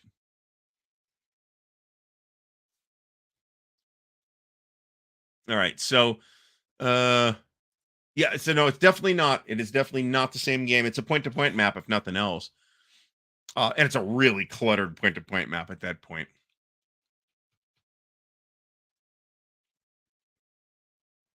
All right, moving on from Conquistador. Here's Blackbeard. We've already covered that. Genesis, Empires and Kingdoms of the Ancient Middle East. So this is another one of those topics that we see a fair number of games about, but they're not war games, right? We've got, so this is ancient Mesopotamia. Before the ancient world, before Rome, before Greece, coexistent with Egypt's earlier periods. We don't see a lot of traction on that in the war game space, but there is actually a fair amount of traffic on that topic. It's all games like Civilization, like ancient civilizations of the Middle East. I think is that I can't remember whether that's the one that's coming or the one that's out. Those aren't war games. The designer's not trying to sell them as war games. That's fine. There's nothing wrong with those games. I love Civilization. It's a great game. But if you want a war gamier treatment of that topic, Genesis is a place to look. It is a somewhat chromy. I don't think it's excessively chromy. It is a point-to-point card-driven game.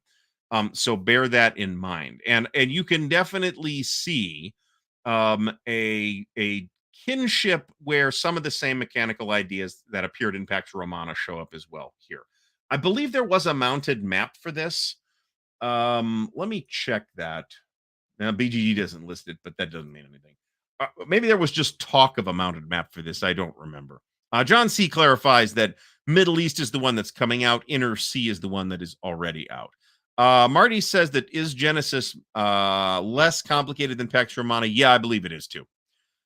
So there is, I think, as Jeff Anderson points out, I think there's 5 player positions here, but one of those players is in a pretty bad spot. So it's, I think if you're willing to just multi-hand the card game, solitaring it, I think that this is a very good game to play. But with that significant caveat, but I think where this is going to shine is with 4 players. Let me put it that way.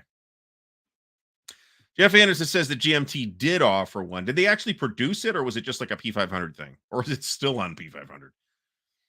Because this is the kind of game that you would think would, if they were producing this today, this would get a mounted map. Let me put it that way. With no other changes, they would put this on a mounted map. But quite interesting looking game, and on an interesting topic that's once again undercovered. And Berg did a lot of that. We're not going to get to talk about as much of that as I would have liked, but hey, maybe we'll do it part 2.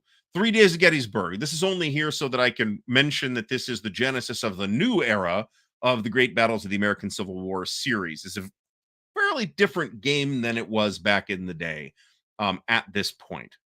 Steve Dole just says he thinks he has the mounted map. So the Conquerors, Alexander the Great. Yeah, we might get to that actually. That might actually be next. It is not. So one interesting thing about Richard Berg is he didn't do all that much World War II stuff, right?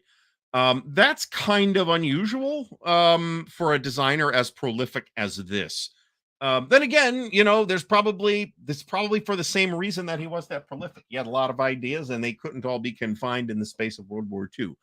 This is the Desert Fox, which again is another one that comes up on the SPI lists all the time because it's pretty highly rated SPI game.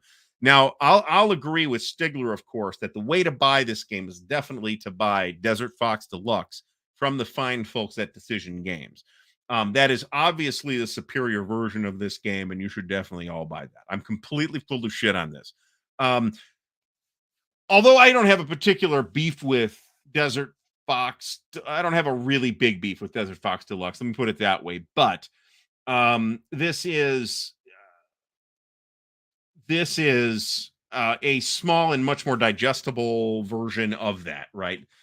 Desert Fox Deluxe bundles 2 additional games in there, plus some material to link them all together, plus some other stuff. So here we go. Here's our ringing endorsement of Desert Fox Deluxe. Commando Solo 193, thanks for stopping by. Says Berg did not do World War II because he felt it was overdone and because of issues with his dad in World War II. I think both of those things are pretty understandable. And there's no question that, you know, that if our most prolific designer decides he's not doing World War II stuff, oh no, there's only 172 other World War II games coming out in any given year. So I personally think that, to me, the most interesting Berg stuff is absolutely the non-World War II stuff. And we've covered a number of those already here, and we're going to get to a couple more. So this is a classic, North Africa 41-42 type scenario. Another interesting entry in the Berg canon here is the Glory series, and this is the highest rated of the three. This is Antietam. Is there 2 battles in here or 3? This is Antietam and Cedar Creek. Antietam is a battle we've seen a fair number of games on. Cedar Creek less so. This is, I believe, a chit pull system. It is so if you looking at great battles of the American Civil War, you look at that system and if you just decide this is too much, it's too big, it's too complicated, but I like a lot of the ideas in it, the Glory series is a series to look at, because it uses a number of similar ideas, but I believe the scale is brigades as opposed to regiments, so the games are considerably smaller. And there are 3 games in the series, and they're all relatively well regarded.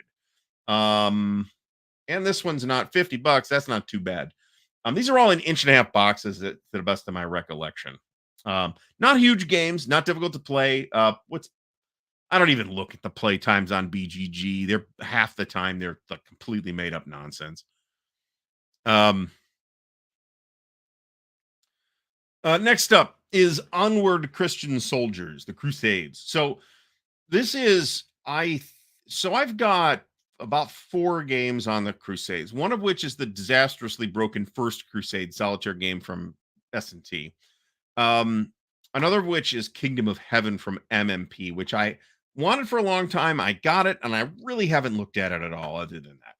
On the other hand, I've played Onward Christian Soldiers. This is another point-to-point card-driven game with some similarities to the Pax Romana system. But there's some really interesting things going on in here because there's multiple scenarios, and some of the scenarios are like 2 players. Some of the scenarios are multiplayer. In particular, unfortunately, I haven't played the First Crusade scenario, which is like a 5-player game. And it looks absolutely fascinating. This is a really neat game. This is one that's never going to leave my collection. When I got back into war games, this may have been one of the first things I picked up, actually. John Stanley mentions that Glory 2 has Fredericksburg, which is a battle we don't see very often because it's generally not considered a good battle for gaming. Steve says that he consolidated errata into a living resurrection rules for the multiplayer scenario, and he says that's on BGG. So, okay, here we go. First Crusade. Awesome. Thank you, Steve, for pointing that out. I would have missed that otherwise. But yeah, I think if you have particular interest in the Crusades, here's the map. It's a pretty nice looking map. If you have an interest in the Crusades, I think this is clearly one of the games that you want to take a look at, unless your interest is strictly tactical. And then maybe you look at Infidel, another Berg product. And again, that's Metaviron, so that's not particularly hard to play.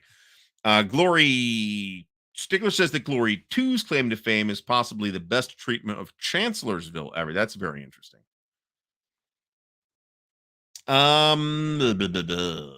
Does BGG agree with this statement that Perfidious Albion is making? Yes. However, so I should take a look at this actually, because I think that this is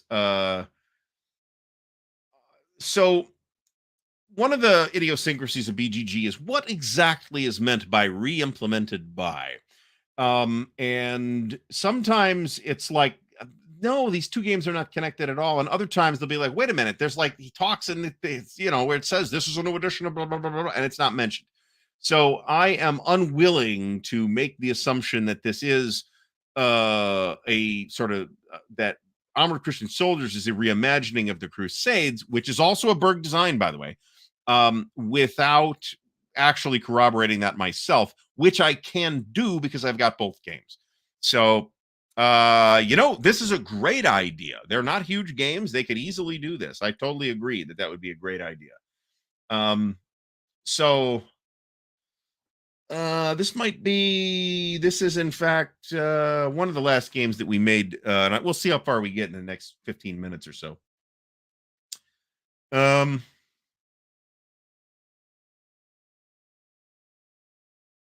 Yeah, you know what? There's definitely some ideas that make it sound similar. I'll say that just looking at the description.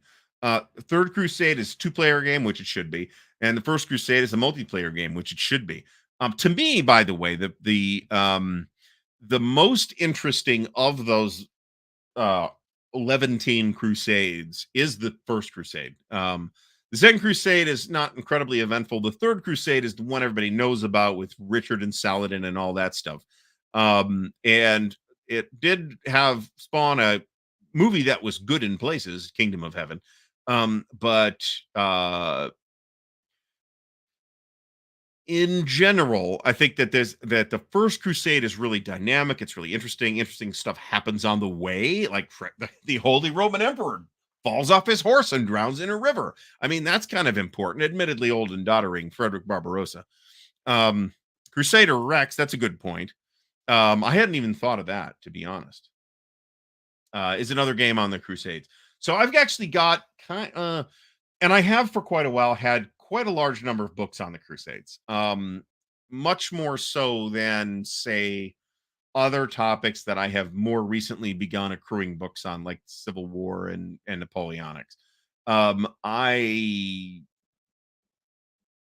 only recently started actually buying Napoleonic books in physical form seriously. And I bought about 4 of them in the last couple of months. I've got quite a bit of Napoleonic stuff in ebook format, but sometimes ebook format sucks. So we do have some, and I have a fair amount of Civil War stuff already as well.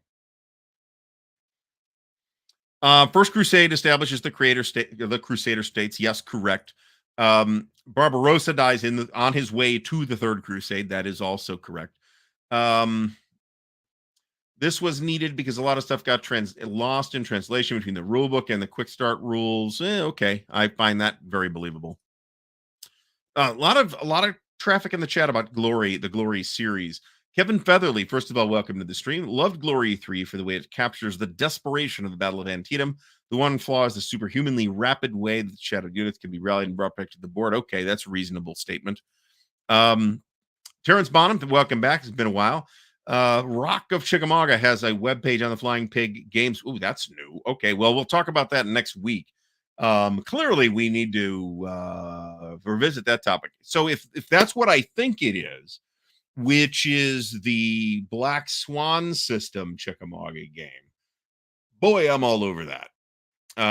So he doesn't even die in the Third Crusade. He doesn't even get to the Third Crusade. He's like riding through Turkey and falls off his horse and drowns in a river. So, and he's by that time he's like in his 70s or something like that anyway. So we are talking about the quite ancient Frederick Barbarossa at this point.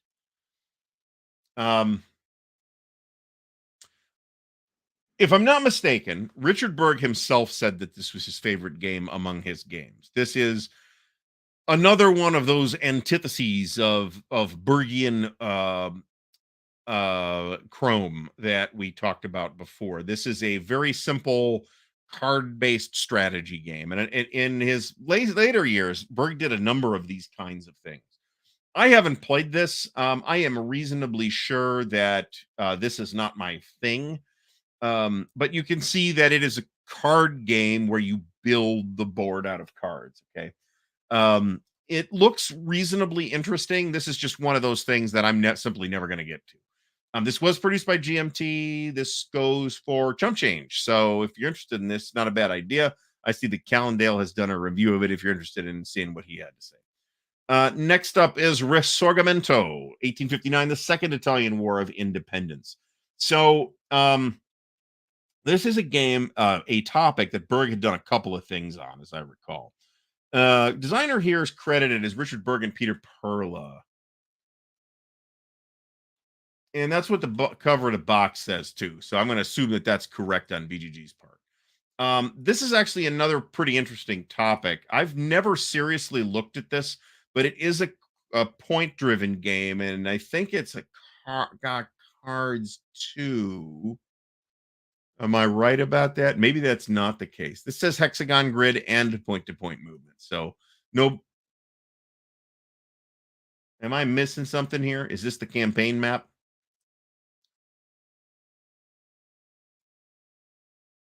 Well, this looks super interesting, actually. This looks like some kind of hybrid point-to-point um,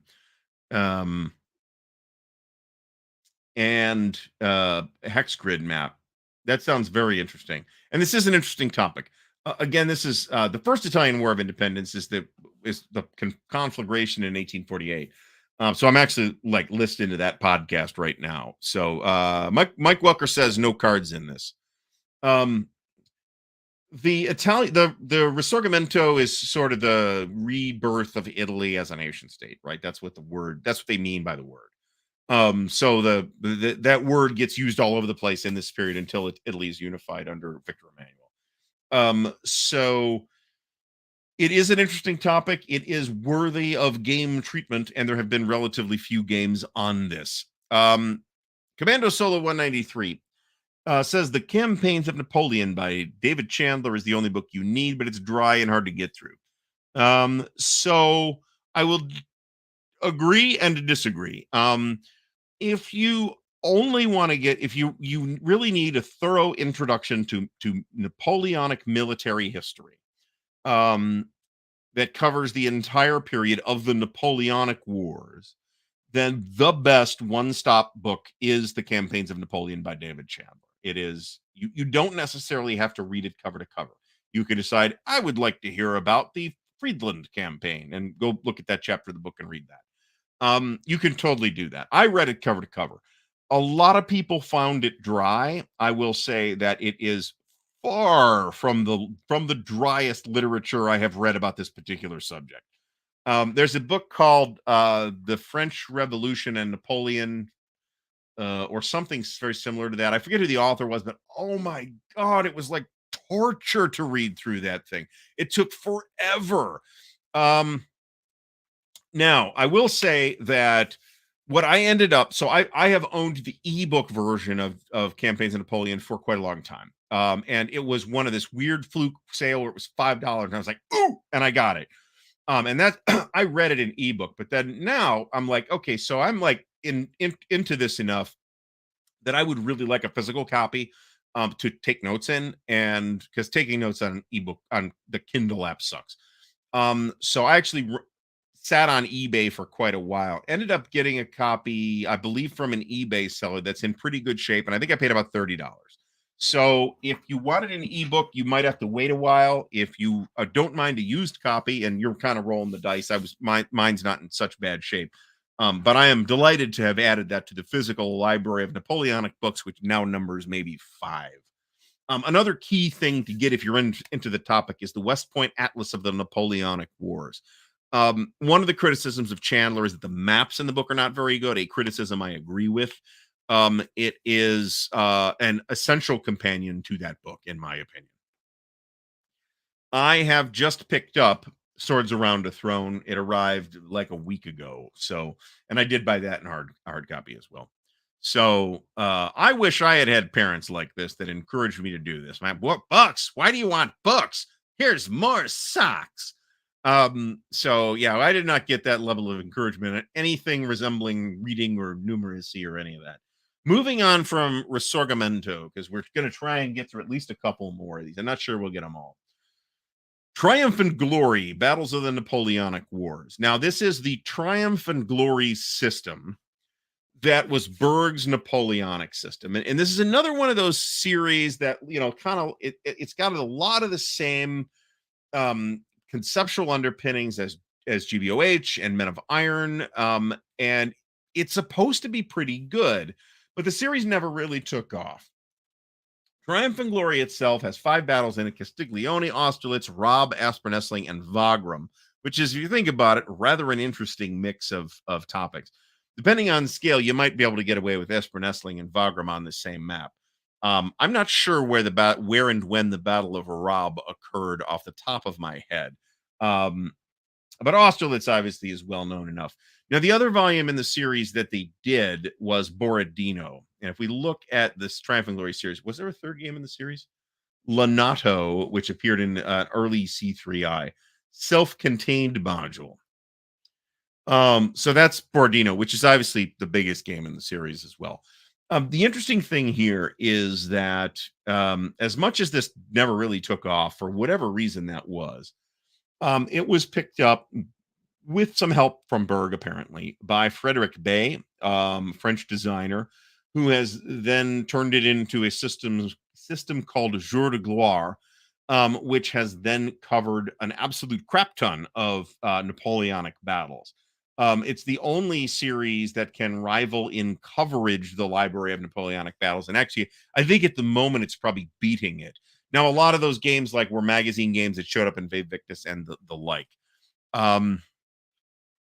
So, as Steve-O mentions as well, and we've talked about this kind of thing before, but yeah, so I think that Jour de Gloire system looks kind of interesting. The only game in that series that I have is the one that appeared in, which is the Battle of Issy, which was in a C3I as well. I think alongside Mark Herman's Gettysburg, if I'm not mistaken. Now, Perfidious Albion says that this was a fork of the Glory system. And I think that's accurate, actually. I think Glory is the predecessor here, and that so if that's where Rob is, that could easily be in the Austerlitz campaign, but I don't know that it'd be on the same map. But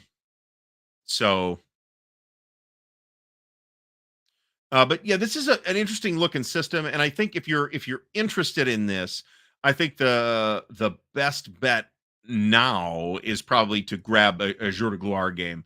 A bunch of which should be available from GMT, right? Because GMT sells Ve Victus stuff. So I don't know what's available at the moment because I haven't looked, but and I haven't tried the system either. But if you're interested in this system, that may be a route to do that. Next up is the Battles of Waterloo. So this is another interesting thing, and I think this covers all 4. It does all 4 battles of the. There's more than 4 battles in the 100 Days, but this is the 4 battles of the Waterloo campaign. And this has its fans as well, actually. Now, this says, and I've never really looked at this. I've never really had a good opportunity to pick this up, but it did win a couple of Charles S. Roberts awards. And picking up it looks like there's ample copies on BGG. And they do not run for an absurd amount of money either. Like new for $75 to me reads a little high, but maybe not. Like I said, there's folks that really like these.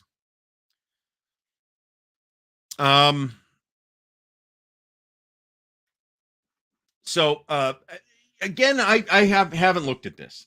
It's graphically very, very typical of GMT of the period. Let me put it that way. I don't know who did the map. Is it this says Roger McGowan, Mark Simonich. I would assume that means Simonich map, but I could be mistaken about that. Certainly this didn't have the impact that Napoleon's Last Battles did, but then again, it was 30 years late, almost 30 years later too. So, all right. So Rob's about 50 miles southeast of Austerlitz, so it would not appear on the same map as Austerlitz at that scale. Perfidious Albion says that this is a standalone system and is quite detailed. Too bad they never continue this as a series that had a lot of potential. So what's the scale here is my Interactive turn sequence integrating command, coordination, and control. Grand battery carry square. This doesn't really tell me what the scale is exactly. On the other hand, three maps implies roughly the same scale as Napoleon's last battles. So maybe regimental. Does it say on the counters? Uh, they appear to be maybe not. I'll be damned if I can tell on these counters. Regimental is believable though at again that rough scale. So in any case, interesting looking game. Probably I'm not going to get to it personally because I've got plenty of Napoleonic stuff to keep me busy. Boudicca the Warrior Queen. This popped up in Against the Odds, and man, I came real close to picking this up a couple of times. This actually might still be available from Against the Odds, but don't quote me on that. This is not Richard Berg's first time at this topic. If you'll recall, I actually don't know that Boudicca's Revolt was covered in the previous game, but there's a title from West End Games that Berg did called Druid, which I don't have pulled up. Does it say re-implements? It does. Okay, cool. Cool. And this does say Boudicca's Rebellion. And man, look at this cover. Wow, look at that cover. So this is Richard Berg's name is real prominent on it. This is not a game that was particularly well regarded at the time. And nor is it, boy, it sure looks like that's got somebody's handmade pieces. So not really amazing looking map art here. And it also kind of looks like there's magic in here, which is weird. Not necessarily objectionable as long as we understand that we're signing up for a fantasy game. I guess I don't have a huge problem with that. But that would be a typical thing for Berg to put in. I mean, there's rules in the Ancient World series for Roman divination. So, what are the birds doing today? It does look like a Games Workshop box cover. You're absolutely right. This Boudicca cover, on the other hand, is also a very interesting cover because it's clearly a photograph. So interesting topic. Also covered by the GBOH expansion, Battles of the Warrior Queen, at the tactical level, which was not, in fact, done by Berg, to my recollection. And you can see that the map area covered here is quite similar. So this could be a re-implementation. I'm prepared to believe that.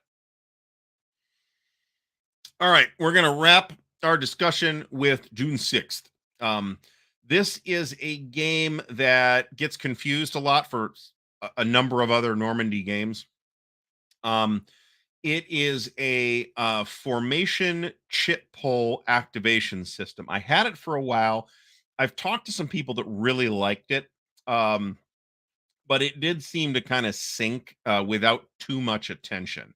And I think maybe this is guesswork, and I'd have to corroborate some dates to know if this makes much sense or not.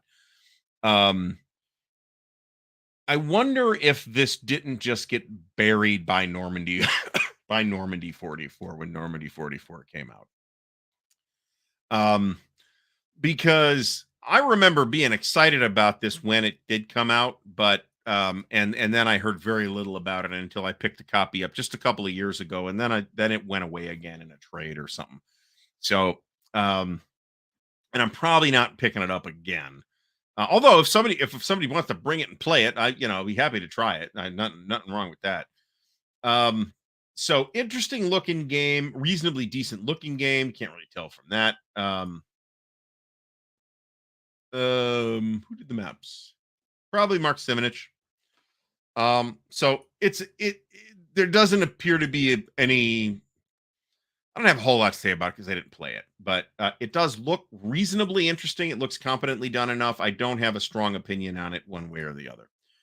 Okay, so and like I said, there are some people who have given me really, really strong recommendations for June 6th, and I'll point that out as well. All right. We are just about out of time, so I will remind everybody that we will be on Dan's show. We will be on a show with Dan tomorrow, but that will be on this channel and on Dan's channel. We'll be doing that moving forward, assuming that continues to work. Unless StreamYard screws it up, I can't see why it's not going to be there. Kilroy, thanks for stopping by. Much appreciated. Next Berg Fest. We might need to do a volume 2. I mean, Berg had almost 400 credits after all. Alistair Logie says that Boudicca is in fact sold out against the odds. And I think that's probably true. $30 for a used copy of Chandler, I was willing to pay. Let me put it that way. And books can go media mail, so shipping's normally, it should be relatively inexpensive. There will be an unboxing video on Thursday that is likely to be Fall Blau, but I got to get the video edited because, like I said, that was a total fiasco. Farshad Niazi, thanks for stopping by. Everybody, thanks for stopping by. If you're interested in the 3D models, you can get access to them by signing up as a patron at the $5 or more level. We might examine other things as well at some point, but that's kind of where we're at with that right now. Other folks are printing them. They are, I'm getting good feedback. Let me put it that way. I am also constantly making additional refinements and working on additional trays. I designed about 5 new trays over the weekend. But I need to print prototypes of them because I got to make sure that there isn't some subtle problem. The lid for this had a subtle design problem that I did not catch until it printed. So that's why you're not going to see those for April. And then monthly, so the last week of the month, generally, I'll release the models for the new month. That'll happen this week for April. There'll be a bunch of new models available. So we're going to slowly build up, not that slowly, we're going to slowly build up a library of wargaming relevant 3D printed stuff. That's not miniatures, because if I do miniatures things, that's going to be by accident. But we Panzer Division Lair, thanks for stopping by. But we will be back next week. Do I have a topic for next week set up yet? I don't think I do. Generally, I've had planned topics. I don't have a planned topic for next week, so I'm going to have to come up with something. So your feedback is appreciated. I would like to give a shout out to new patrons this week. We have, it's been in the ticker this whole time, but we'll give shout outs to new patrons, Doug Cooley and Gary Casper. Thanks also to Fred O'Sullivan, whose name I assume I am pronouncing correctly, but it's capitalized weirdly, for jumping up to the hero level. So thanks very much to the 3 of them and to all the other patrons. Thank you for watching, because watching and participating and thumbs upping the videos and all that also helps support the channel if you can't swing, whatever for Patreon or whatever. So all the other super chats and stuff are also appreciated. So hopefully we'll be back next week at the regular time, 8 p.m. Eastern time, and I'll see you all then. Thanks for watching.